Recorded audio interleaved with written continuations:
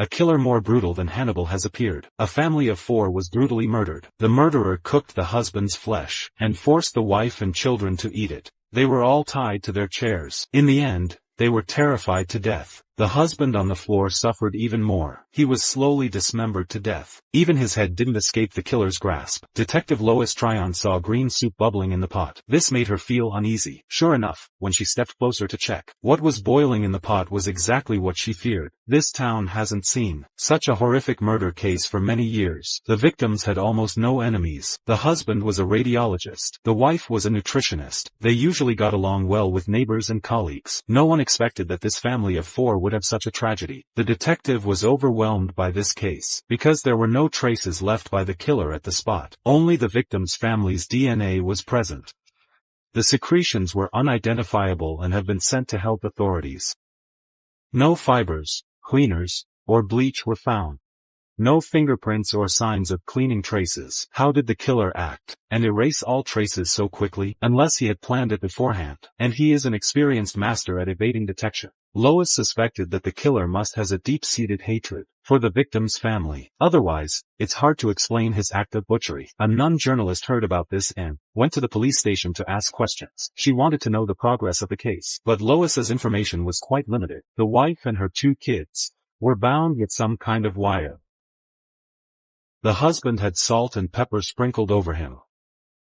Fennel seeds and chili powder were also sprinkled on husband. The killer marinated the meat of husband and put it in the oven. When it's about 80% cooked, he sliced it. Then, he sliced the cheek of husband to the size of thin beef. Next, he arranged the husband's liver, lungs, and kidneys on the table. The killer acted like a gourmet. He even provided the wife and children with a variety of sauces. The terrifying part was that there was originally a baby in the house. But this baby was not found near the family's bodies. Instead, it was found in the large pot. The killer is even more brutal than Hannibal. Lois feels cold all over just thinking of that scenario. The killer played music while committing the crime. So the victim's neighbor didn't realize something went wrong until 3 in the morning. After calling the police, the neighbor mentioned the music the killer played, but Lois can't understand the killer's motive. He played the music of Mozart.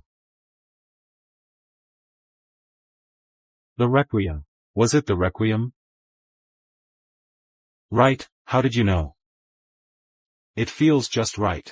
The nun quickly guessed the song the killer played. Lois was so scared that she opened the drawer for her gun. She suspected the nun was the killer. But the nun's next words eased her suspicions. The nun liked to think like the killer. The Requiem is Mozart's work for mourning death. So the killer must have thought that this song was very suitable for the scene at that moment. Lois lowered her guard. She felt what the nun said is quite reasonable, so she planned to share more case clues with the nun. The killer left no trace, but he deliberately left a pool of strange black liquid. At first, the liquid smelled a bit like citrus and amber, but it slowly turned into a rotting meat smell with a burning odor. The police have yet to identify the source of the liquid.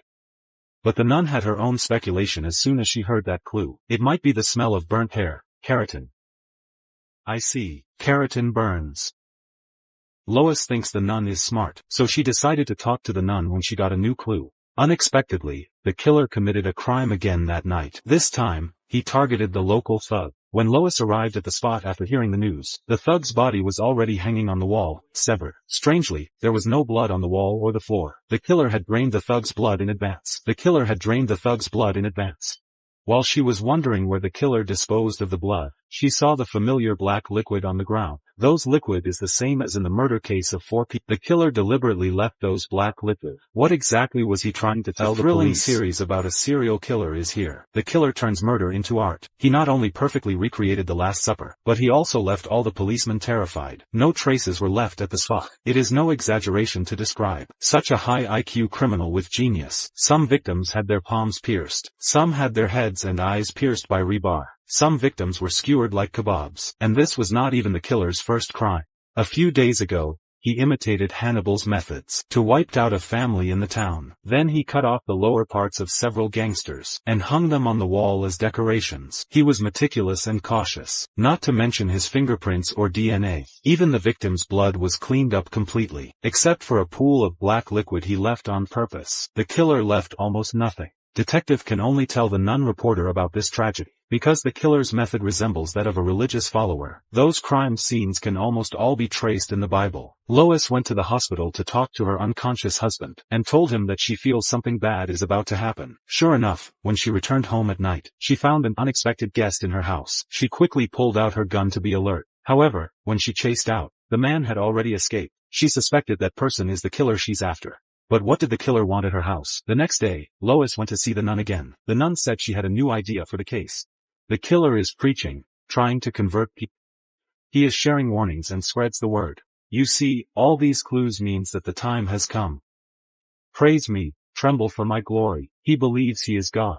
Lois couldn't refute the nun. The two murder victims are unrelated. This suggests that the killer is likely not motivated by revenge. Since the killer is a psychopath, then we must analyze him with a psychopathic mindset. But there are so many missionaries now. The killer hides among the crowd, making detection impossible. The nun could only check each person in the church. She turned her suspicious gaze towards the priest. This priest is too young and handsome. He said he initially wanted to become a doctor. Now he just wants to remove the evil points from the human soul. The nun continued with his words, and she discussed the two cases with the priest. The mechanics of crime were so elaborated.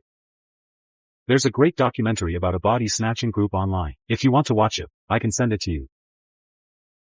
Father, you can't really be a crime fanatic, can you? The priest didn't answer the question. He only said that these cases have something in common. That is, seeking God and calling Satan. Then the priest spoke about his favorite serial killer. There was a man named Ed Gein who loved his mother too much. After his mother died, he killed several women. He made their bodies into a set of clothes. He wore these clothes every day. It was as if his mother were still alive, keeping him company. The nun laughed heartily. She also talked about her idolized serial killer. She really liked a nun named Marion. Marion often invites tuberculosis patients to the convent, but she doesn't cure them, she just waits for them to die. That way, she can take all their money. Luckily, Lois isn't here right now. Otherwise, if she heard this conversation, she would surely suspect both of them. A few days later, another murder occurred in the town. The killer dumped the body in front of the victim's mother, but the mother didn't go mad. Instead, she kept reciting a passage from the poems. The nun learned about this from the detective, and she quickly translated the meaning of that passage for her. God is able to harbor resentment, because resentment is the power of kindness. It seems the victim's mother was also an extreme believer, but her relationship with the killer remains unknown. This time, the killer left a message at the spot. He said he would bring unrest to the world. He also said his name was Protagoras. A series of murders made Lois, who had never been religious, couldn't help but pray. But prayer didn't help. That night, another murder occurred. This time, 12 people died.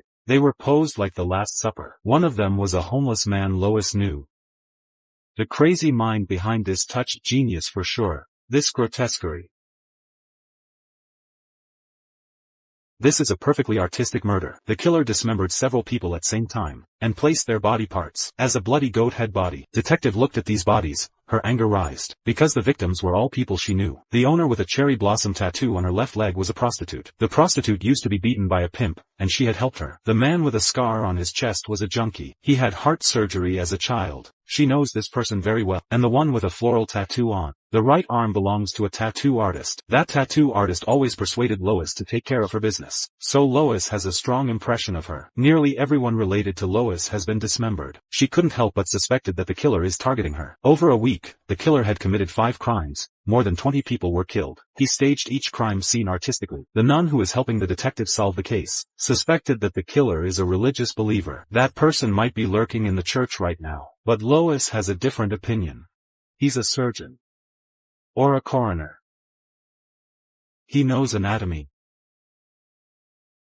And he can sew. The killer understands human anatomy well. He not only knows Lois, but also knows which criminals she has helped. Detective ordered her men to quickly investigate all hospitals and military bases. As long as they find the source of the killer's suture thread, they can trace back and uncover the killer's identity. After making all the arrangements, she went to the hospital. Recently, she met a handsome care worker. Unfortunately, her husband is still unconscious in bed. As long as her is alive, she cannot cheat on her husband. She can only visit the nurse under the excuse of seeing her husband. The care worker is mature and steady, just her type. He noticed that the detective has been restless lately. He also took Lois to a religious support group. But Lois didn't get relaxed, because the killer was also a believer. So she is really put off by it now. The care worker didn't push her. He took Lois to a different place to talk. They hit it off more and more. Lois is afraid that she might cheat on her husband, so she went to the church for help from the nun. The nun suggested she talk to the priest, but Lois did not know that this priest is a bit out of mind. He often wears see-through clothes in the church,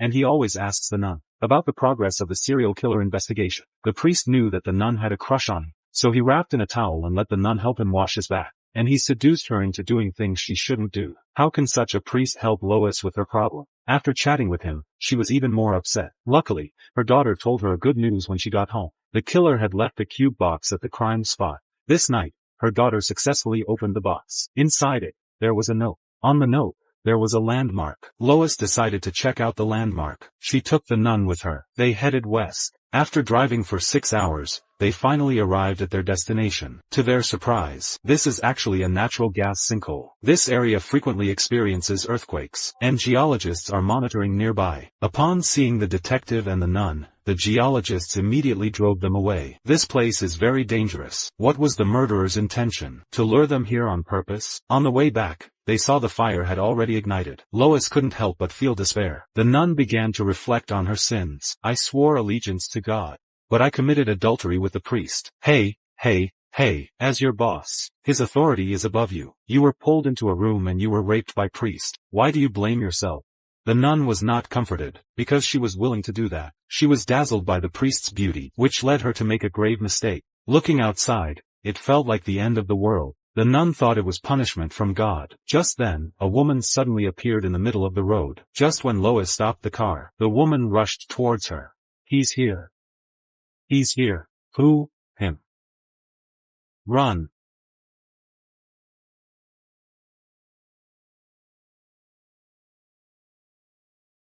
Human dairy cows have actually been created. These nursing women are trapped on machines. They are like the breast pump, as powerful as a vacuum cleaner. They keeps working non-stop for 24 hours a day. Milk is continuously drained through tubes. If the police hadn't discovered it in time, these poor women would have been drained of every last drop of blood. Detective was stunned by what she saw.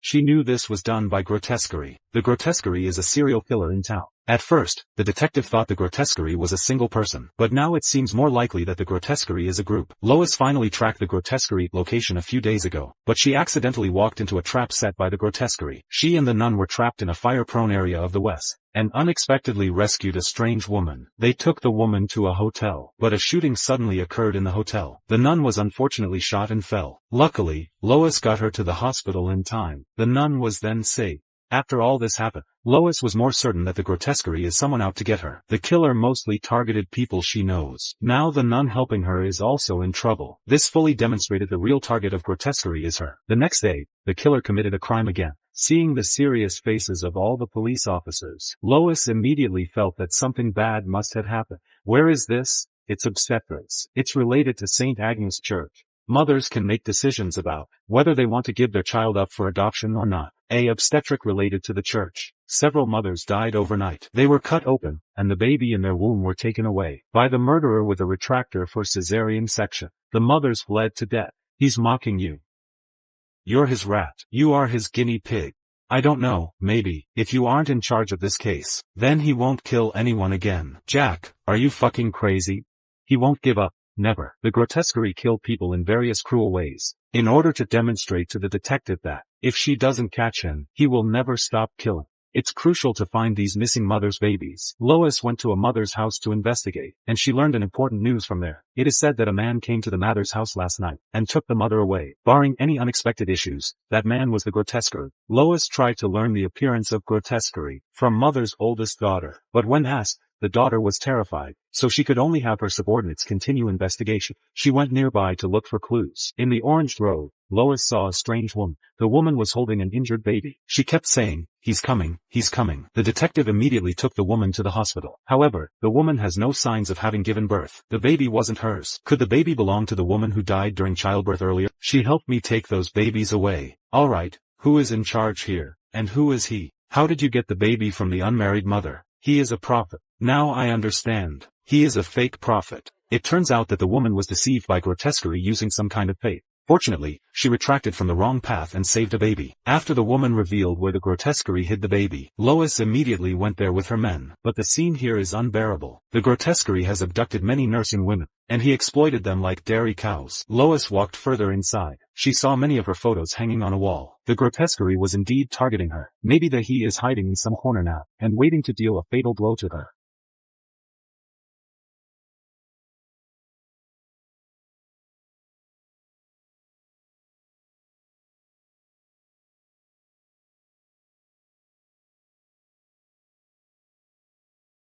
Lois knocked down the man in black, but the man was masked, so she couldn't see his face. So she could only approach him to veil the mask. The much-anticipated 7th episode is finally coming. The truth behind the serial murders was an unexpected twist. The female officer threw a pot of boiling soup at the nun, because she suspected that the nun is the killer. A few days ago, Lois shot a suspect. She learned that the suspect was a priest of church. She immediately went to the priest's home with her peers to investigate. There were many victim blood bags hidden at the priest's house, and the tools and materials he used for the crimes. The priest is a mad believer. He has killed so many people, just to prove God's existence to the world. Lois thought he's simply insane. But the problem is that among so many cases, there were 12 people dead at one case. She did not believe he did it all alone. She wanted to keep investigating, but her boss asked for closure and ordered her to retire. She was unwilling to accept it. Ever since she found out the priest was the killer, she started having bad luck. A few days ago, she visited her husband in the hospital. Only saw the care worker was cleaning her husband's genitals. "You're here doing masturbation for the unconscious patient.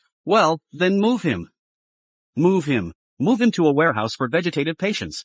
The care worker was incredibly arrogant, because she was not just a nurse, but also the hospital's director. For some reasons, the director was especially concerned about the detective's husband. She would even personally take care of him. Lois suspected that the director had some bad intentions. Sure enough, the director came to visit last night, and she admitted her relationship with Lois's husband. It turns out that before her husband fell into a coma, the director had been having an improper relationship with him. Lois was furious when she knew the truth. She rushed straight to the hospital, asked the doctors to stop saving her husband. If they stop the cure, her husband will surely die. But that's exactly what she wanted. If her husband died, then the director's heart will be broken. Lois thought this move is really killing two birds with one stone. She happily met the nun that evening. She planned to get straight to the point with the nun, to see if the nun is truly the priest's accomplice. The nun had a close relationship with the priest. They've even had intimate contact. The nun has been following Lois during the investigation. She is most likely to alert the killer. She could also clear her own suspicion. These vicious murders were meant to make people go to your decaying church for mass. This is what you want, right? Oh, nun. I think I've solved the case. Profanity. The nun suddenly started chanting crazily. She looked insane. Then she pulled out a knife hidden behind her and attacked Lois. Lois desperately tried to fend her off, but since she uncovered the nun's true nature, the nun obviously couldn't let her live.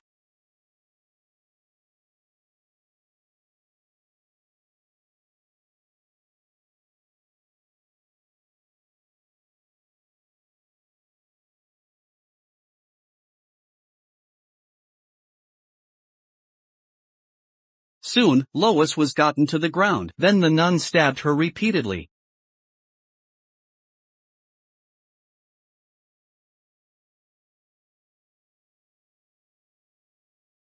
Is Lois dead? No. Maybe she is about to wake up. The story finally takes a big twist here. Suddenly, Lois is lying in a hospital, unconscious. Her husband, whom she gave up treating, appears next to her, unharmed. What is going on? This story goes back to a month ago. That day, Lois called her daughter and son-in-law to a restaurant. She told her daughter a shocking truth. That is, she fell in love with her son-in-law. After saying this, she drove away. But no one knew what happened next. Lois had an accident and fell into a coma. Everyone thought she must be dead. Her husband even wanted to remove her oxygen tube, but they wouldn't know that. While in a coma, she created a fantasy world in her mind. She staged the dream like a screenplay. The plot in her mind, the imagined killer nun, was chief sheriff handling Lois's case in reality, and that killer priest was the doctor treating her in reality. Lois swapped everyone's identities. So what is her own identity? When she was tortured by the nun in her fantasy dream, in reality, it is her husband who removed her oxygen tube. She felt the threat of death. so she fought back in the fantasy dream, and shot the nun in the head.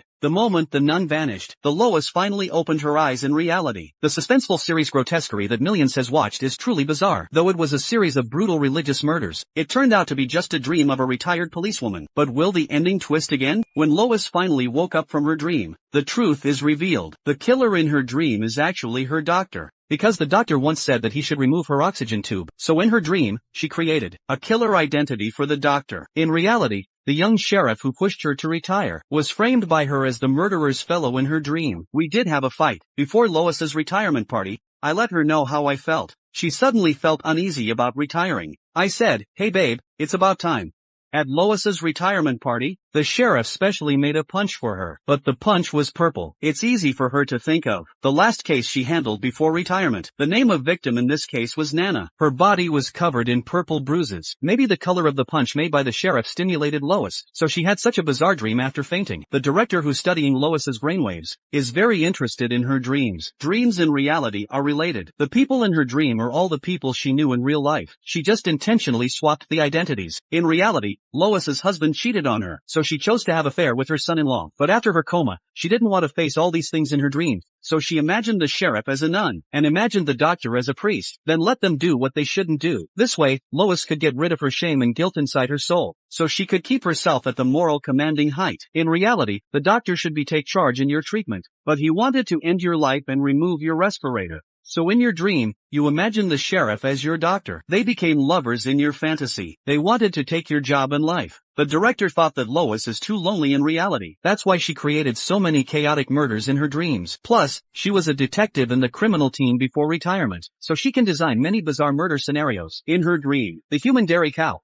which was the woman who stole the baby. In her dream, she is an anti-abortionist in reality, and she's very close with Lois. That's why when she couldn't solve the murder mystery in her dreams, she sent this woman to help her find the killer. The director suggested Lois regain the hope in life. After all, people can't live in dreams forever, and people must find ways to deal with problems in reality. On the day she left hospital, her husband and daughter don't come pick her up. Only the sheriff came to pick her up. She doesn't like the sheriff much, but she knows that the sheriff is also a poor guy. Lois once saved a domestic abused victim in her dreams, and took her to a hotel. That woman turned out to be the sheriff.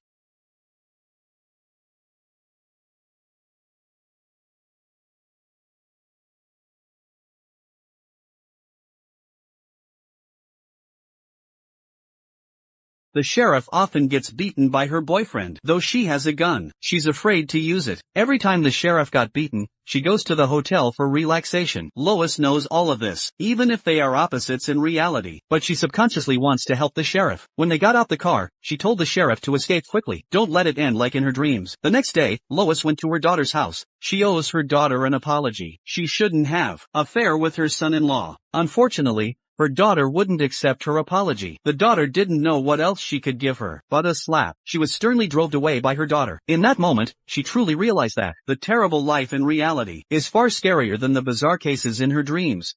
The most brainstorming series of 2024 premieres its Grotesquerie episode 9 online. Just when the audience was criticizing its ending, the plot took a surprising turn. A shocking family massacre occurred in the small town. The victims were tied to a chair. Their mouths were stuffed with raw meat. Looking down at the ground, the raw meat turned out to be the head of the male host. His head was already ground into minced meat. What is even more cruel is that there was something cooking in the pot. A bad feeling surged into Lois's mind. This scene looks so familiar. It's exactly like the dream she had when she was unconscious a while ago. During her unconsciousness, she dreamed of a serial murder cases. The case began with a massacre, and something was cooking in that pot.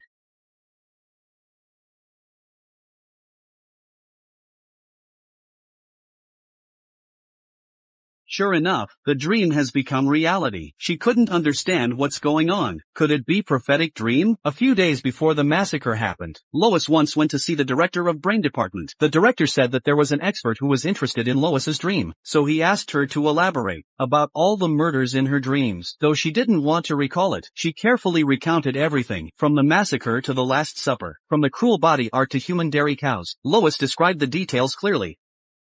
However, a murder occurred in town days later unexpectedly. The sheriff specifically called she over because the crime spot perfectly mirrored her dream. So is the murderer Lois, or some pervert who idolizes her dreams? This is what the sheriff urgently wants to figure out. The next day, the sheriff called Lois to the inn and showed her a piece of evidence from the crime spot. These black liquid also had appeared in her dream. Someone saw my medical report.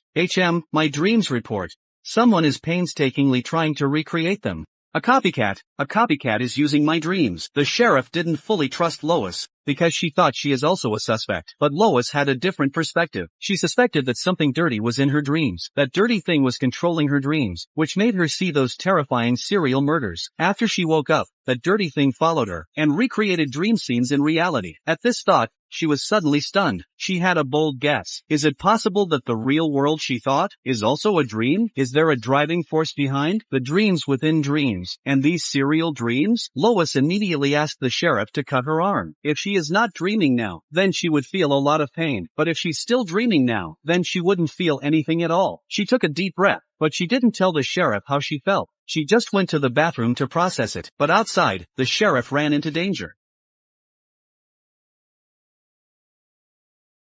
Jason, what are you doing? You think I wouldn't track you down? Fuck, bitch. The sheriff's abusive boyfriend came here, and he beat the sheriff fiercely. The unprepared sheriff could barely fight her boyfriend. Her boyfriend pinned her down and grabbed her hard. Fortunately, Lois heard the noise in bathroom and came out with a gun, which stopped his atrocity in time. But the sheriff's boyfriend wasn't afraid of Lois at all. He had heard about her from the sheriff. He also knew about the dreams she had while she was unconscious. Yeah, you've been awake. You are awake. You've never been asleep. You've always been awake the whole time. This is a dream. It's not real. The sheriff's boyfriend didn't believe Lois would actually shoot at him. He even put the gun in his mouth, and he looked at her with a challenging gaze. Want to bet?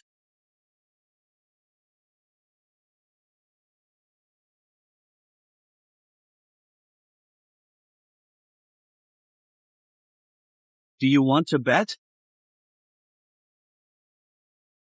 The extremely cruel art of killing. Such a horrific crime scene left all the police officers speechless. Lois's heart trembled. She felt so familiar with this scenario. It was exactly like the perverted serial murder in her dreams. Is it a dream come true, or someone is mimicking her dream? Mary Cosby.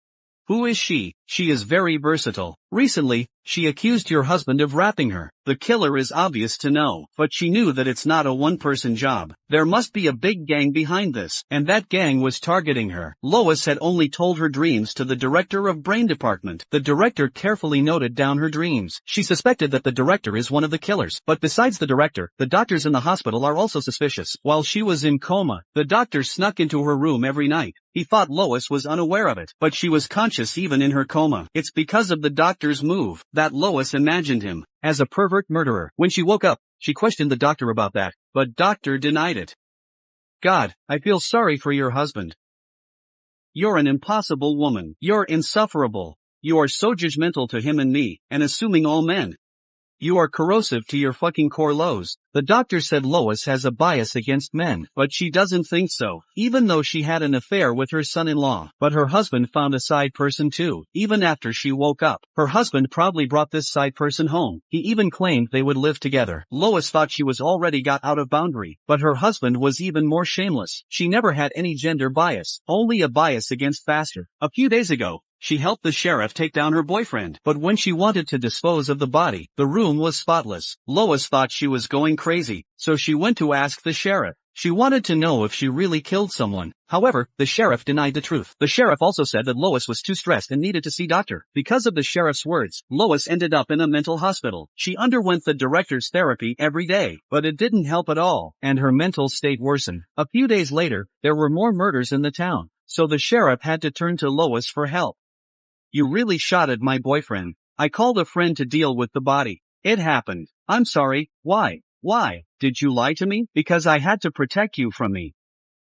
The sheriff deceived her. If it weren't for this new case, maybe she would let her stay in the mental hospital forever. Unfortunately, this case is just too big, that even the whole police department couldn't handle it. That's why she must turn to Lois. The crime scene looks just like the Last Supper in her dream. The difference is that the body looks very familiar. The one in the middle is actually the doctor who treated Lois, and next to doctor is the woman who accused her husband a few days ago. At that moment, she firmly believed that her husband is related to this case. It may even involve the director and others. She immediately called everyone for a meeting, but she wouldn't know that the killer is actually among the crowd. While Lois was in the mental hospital, her son-in-law invited her husband to a religious support group. This venue was built on the place where she dreamed of human dairy cows, and the person in charge was a brain expert who studied Lois's dreams. The theme of their support is rights. Everyone has been hurt by woman, so they wanted to recreate a man's era, which requires diminishing the status of modern women. As for how to diminish, that's the focus of their discussion. Among them are police officers, homeless individuals, doctors, and people from various sectors. With the strength of so many people together, nothing is impossible.